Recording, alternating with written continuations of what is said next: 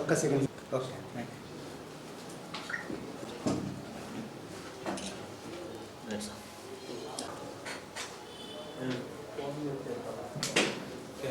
సరే సరే అన్న, నైట్ చేస్తాలే. సరేనా? మీరు చెప్పిన వ్యక్తి ఇచ్చింటారు మా తెలిసి.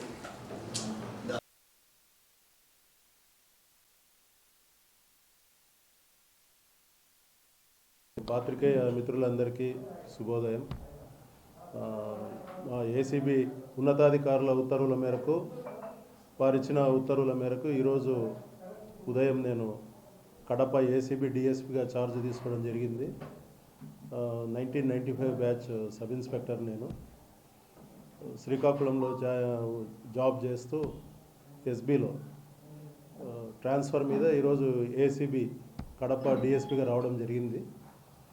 తర్వాత మీ ద్వారా నేను చెప్పదలుచుకున్న విషయం ఏమంటే, ప్రజలందరూ కూడా ప్రజలకు వివిధ శాఖల్లో వాళ్ళకు ఉన్నటువంటి పనుల రీత్యా వాళ్ళు శాఖలకు పోయి వివిధ ప్రభుత్వ శాఖల దగ్గర పనిచేసుకునే నిమిత్తం వాళ్ళు వెళ్ళినప్పుడు ఎవరైనా కానీ వాళ్ళ కర్తవ్యాన్ని వాళ్ళు నెరవేర్చకుండా వాళ్ళు ఏదైనా లంచం అడిగినట్లయితే, చేయాల్సిన పనిని చేయకుండా లంచం అడిగినట్లయితే మీరు నిర్భయంగా, నిర్మోహమాటంగా, స్వేచ్ఛగా మన ఏసీబీ ఆఫీస్కు రావచ్చు.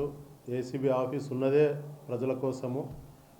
మా దగ్గరికి వచ్చినట్లయితే చట్ట ప్రకారం ఆ పని ఏదైతే ఉందో అది చట్టబద్ధమైనటువంటి పని అయితే తప్పకుండా మా వద్ద నుంచి ఎటువంటి ఇబ్బంది లేకుండా తప్పకుండా మేము ఎవరైతే లంచం అడిగినారో అటువంటి అధికారుల పట్ల చర్యలు తీసుకుంటూ, చట్ట ప్రకారం చర్యలు తీసుకుంటూ వచ్చినటువంటి వ్యక్తులకు న్యాయం చేయగలము.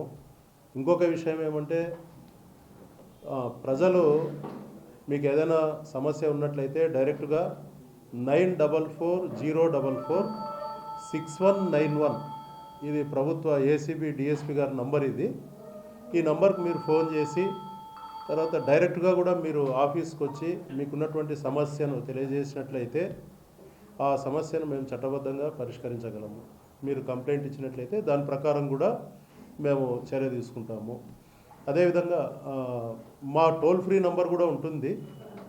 1064 అనేది మా గవర్నమెంట్ వాళ్ళు పెట్టినటువంటి టోల్ ఫ్రీ నంబర్. అది కాల్ చేసి అక్కడ ఉండకుండా మా దగ్గరికి వచ్చి లిఖితపూర్వకంగా మాకు ఒక కంప్లైంట్ ఇచ్చినప్పుడు మేము దాని మీద ఫర్దర్గా ముందుకు ప్రొసీడ్ అయ్యి చట్ట ప్రకారం చర్య తీసుకొని అవినీతిని అరికట్టడానికి మా వంతు 100% కృషి చేస్తామని హామీ ఇస్తుంది. ఇక్కడ 2 రకాల కేసులు జరుగుతాయి, మీకు అందరికీ తెలియదేం కాదు. ఒకటి రెడ్ హ్యాండెడ్గా పట్టుకోవడం, లంచం అడుగుతున్నప్పుడు రెడ్ హ్యాండెడ్గా పట్టుకోవడము. రెండవది అక్రమంగా ఆస్తులు సంపాదించిన వాళ్ళవి. అది కంప్లైంట్ రావచ్చు, రాకపోవచ్చు. ఏదైనా ఇన్ఫర్మేషన్ వచ్చినప్పుడు దాని మీద మేము వర్కౌట్ చేసి అటువంటి అవినీతి అధికారుల లోటుగుట్లన్నీ కూడా తీసుకొని, ఉన్నతాధికారుల అనుమతి తీసుకొని అటువంటి అక్రమాస్తుల కేసులు చేయడం అదొకటి. రెండవది రెడ్ హ్యాండెడ్గా ఎవరైనా లంచం అడిగి డబ్బులు తీసుకుంటూ రెడ్ హ్యాండెడ్గా దొరికినప్పుడు ఆ కేసులు చేయడం ఒకటి. రెడ్ హ్యాండెడ్గా పట్టుకోవాలంటే మనకు కంప్లైంట్ రావాలి.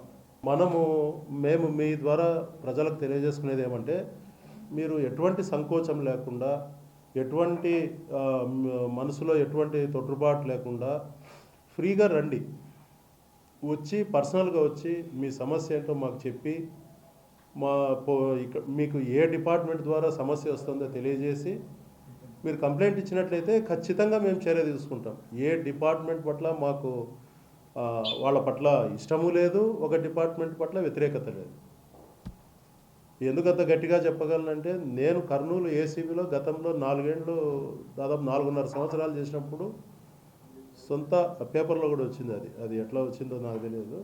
సో అప్పుడు సొంత మా వదిన గారిని కూడా మేము ట్రాప్ చేయడం జరిగింది. అందుకు నేను చెప్తున్నాను, అటువంటి భేదభావాలు లేవు, పక్షపాతం లేదు, వ్యతిరేకత లేదు ఎవరి పట్ల.